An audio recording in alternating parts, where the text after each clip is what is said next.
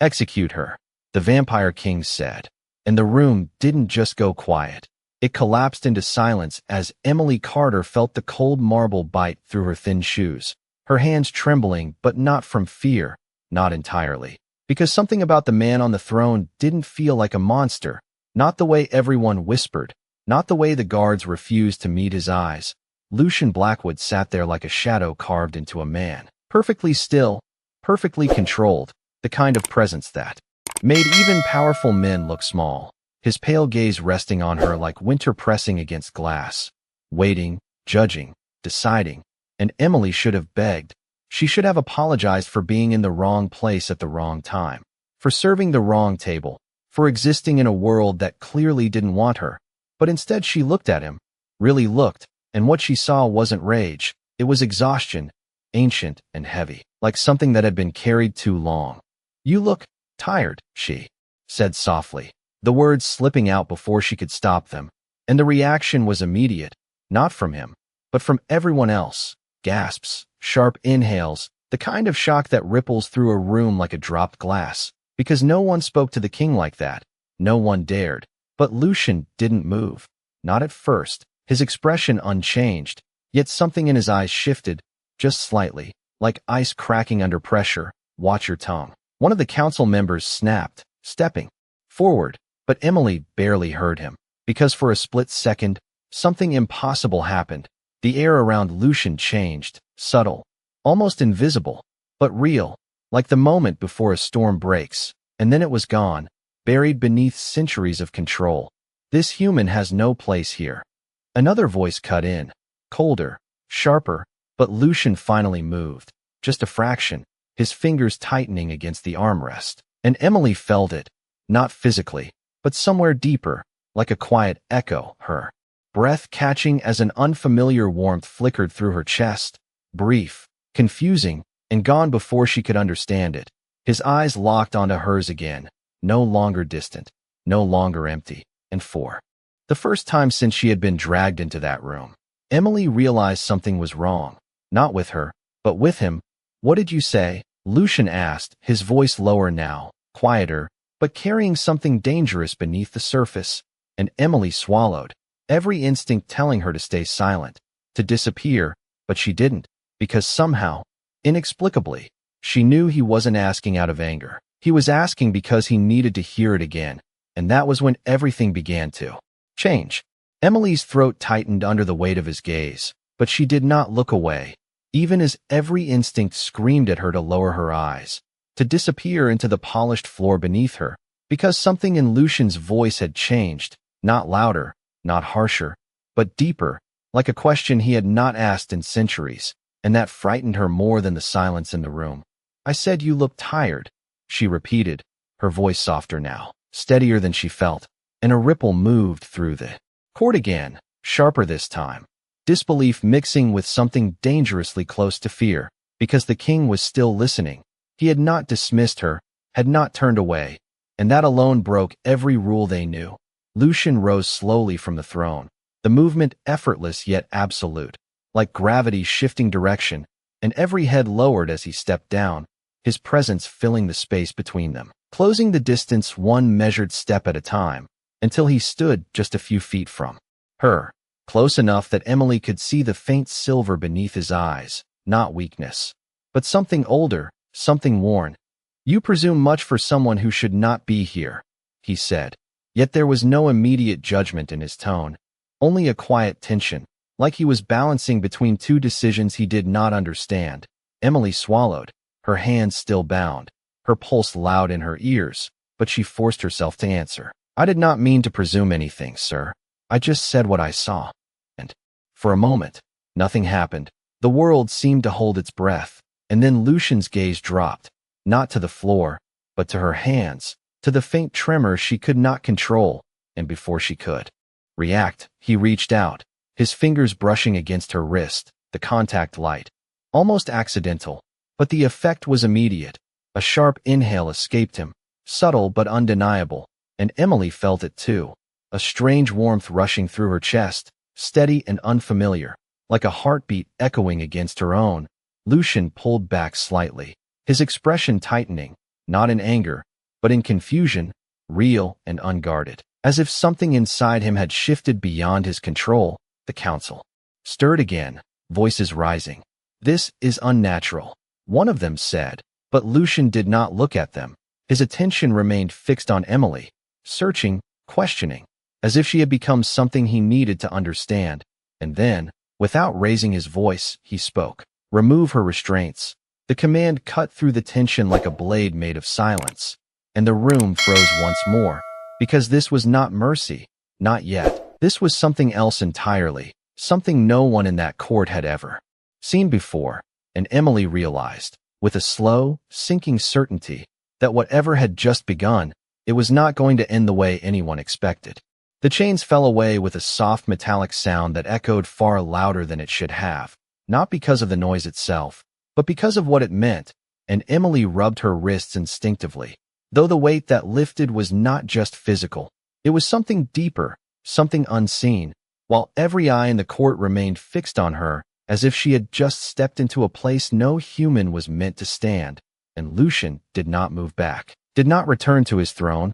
He stayed where he was, close enough that the air between them felt charged, fragile, like a single word could shatter it. "Stand," he said quietly, not as a command meant to dominate, but as something else, something steadier. And Emily hesitated for only a second before rising to her feet, her legs unsteady but holding, because she refused to fall in front of them. Not now.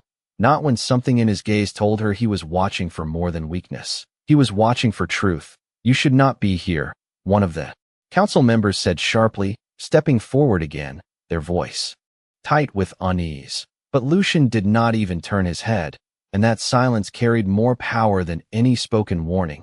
The man stopped, as if an invisible line had been drawn across the marble floor, and no one dared cross it.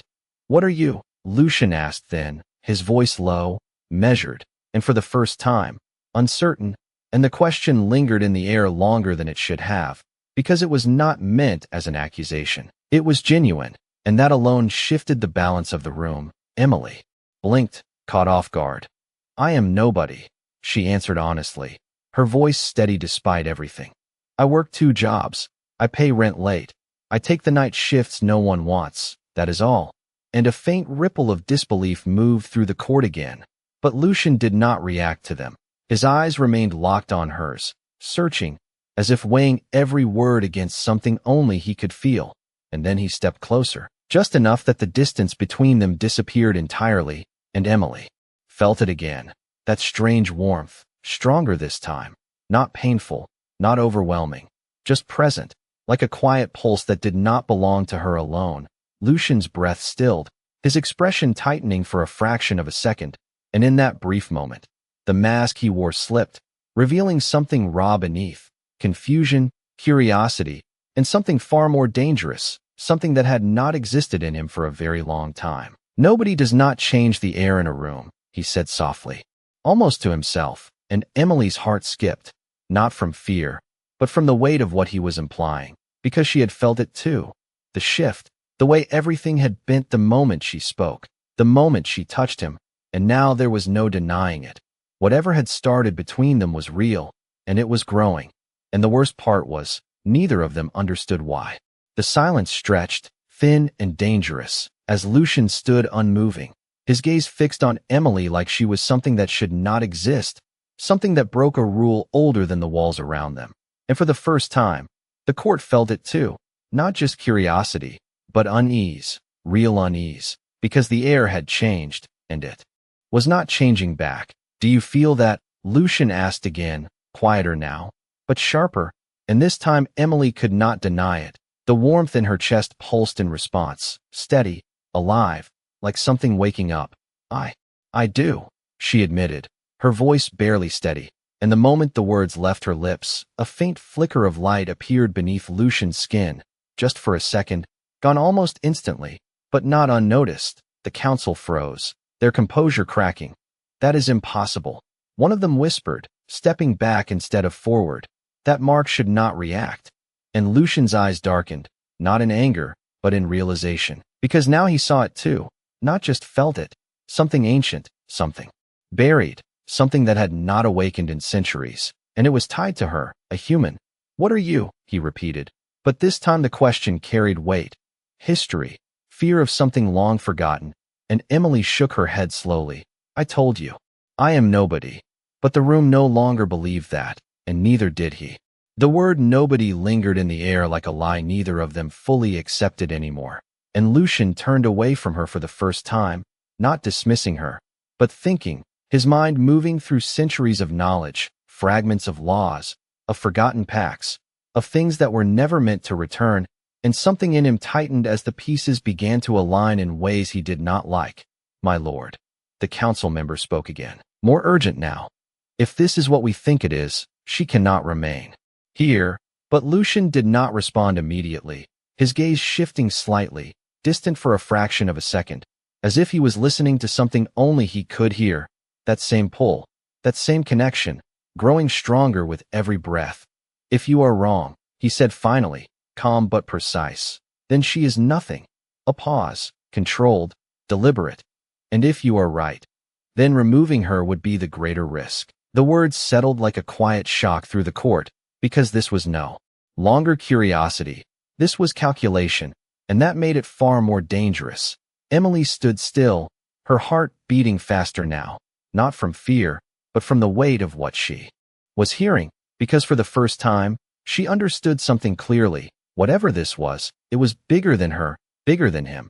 It was something that had existed long before either of them had a choice in it, and that made it impossible to walk away from. The corridor felt colder this time, or maybe it was just her awareness catching up, every step echoing a little louder as the realization settled deeper. This was not an accident, not a mistake, and whatever had started back in that room was not fading.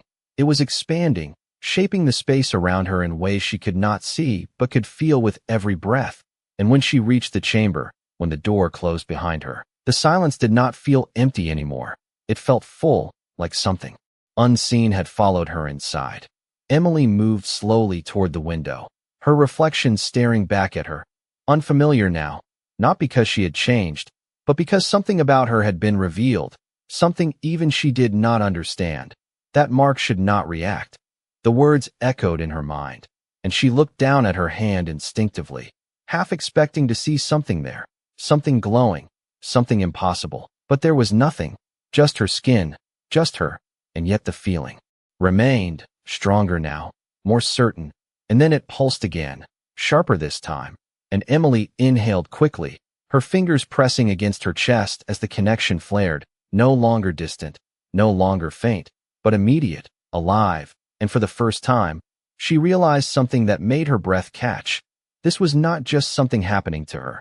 This was something awakening through her, and somewhere beyond the walls. Lucian felt it too, stronger than before, undeniable now, his control slipping for just a fraction of a second as the truth settled into place.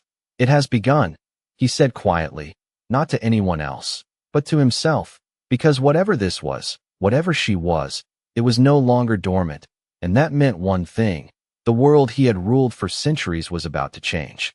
The silence in the room lingered long after the door had closed, thick and unmoving, as if even the walls were waiting for something to happen, and Emily stood there for a moment longer than she should have, her hand still half raised from where she had turned, her breath uneven despite the stillness around her, because that feeling had not faded, it had grown, steady and undeniable, like a second heartbeat echoing just beneath her own, and she forced herself to move, slow steps across the polished floor, grounding herself in something real, something she could control, her fingers brushing against the edge of the table, the smooth surface cool beneath her skin.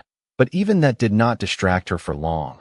The connection remained, pulling at her attention no matter where she looked, no matter what she tried to focus on, and it unsettled her in a way fear never had, because fear was simple, fear made sense. This did not. She reached the window again, staring out at the city lights below, distant and scattered like stars that had fallen too far to touch. And for a brief moment, she wondered what her life had looked like just hours ago, the noise, the rush, the constant movement, and how easily it had all been replaced by this quiet, this stillness that felt heavier than anything she had known.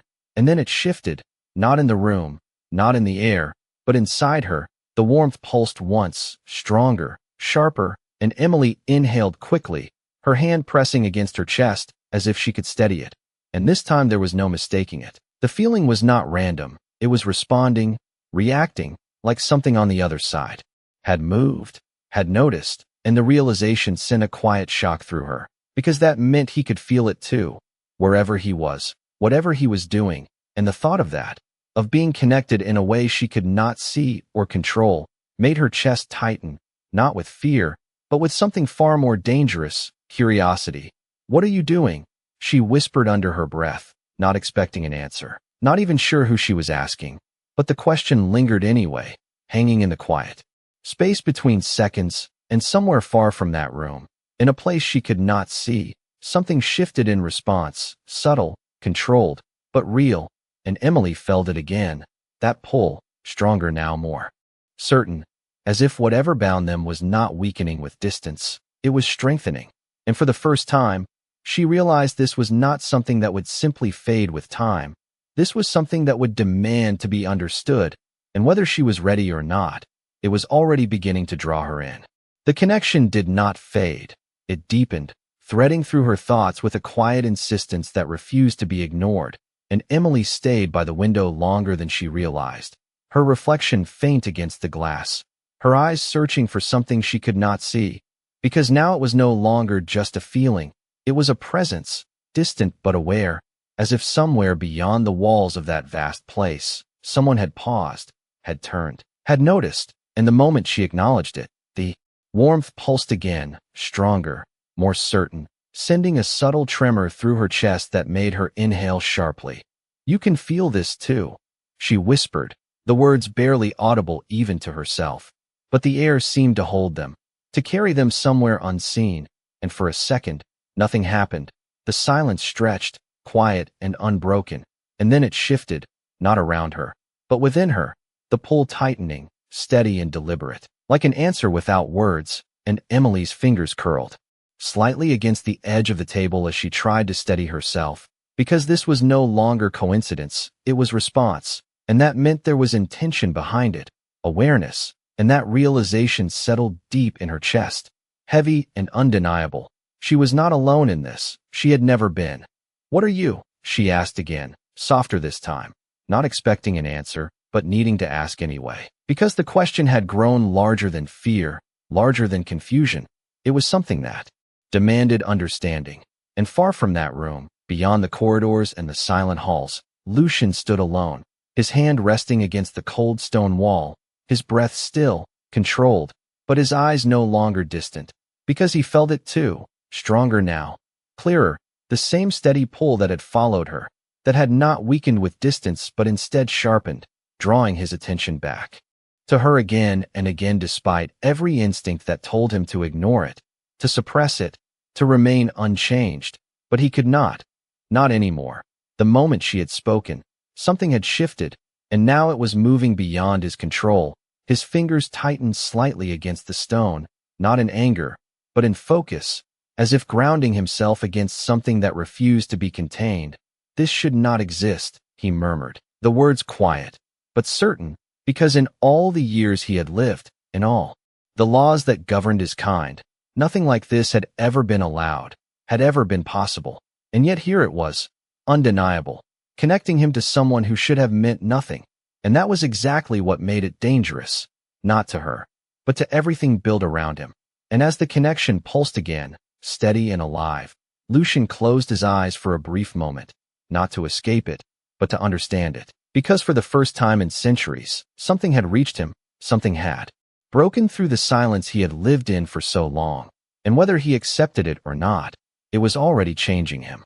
The pull did not stop, it sharpened, like a thread drawn tighter with every passing second, and Emily felt it as she stepped away from the window, her breath slower now, but no steadier.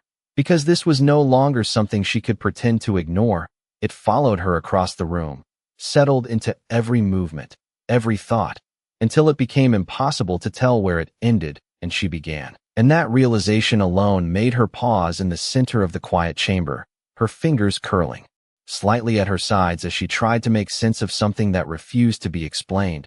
Because this was not fear, not danger in the way she understood it.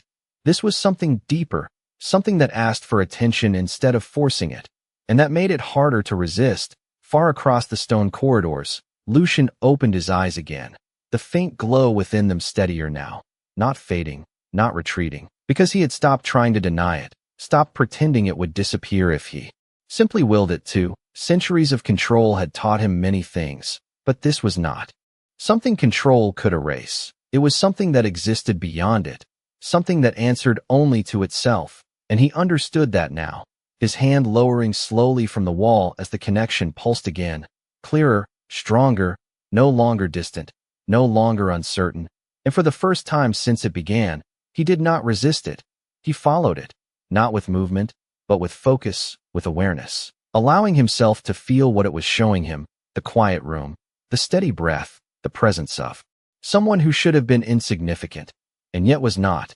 Emily's eyes lifted suddenly, her breath catching as the sensation shifted, not just present, but aware, like someone had stepped closer without crossing the distance, and she felt it then, unmistakable, not a voice, not a sound, but an understanding that did not need words, a recognition that flowed through the connection itself. And her heart reacted before her thoughts could catch up, one steady beat after another, no longer confused, no longer searching, but responding.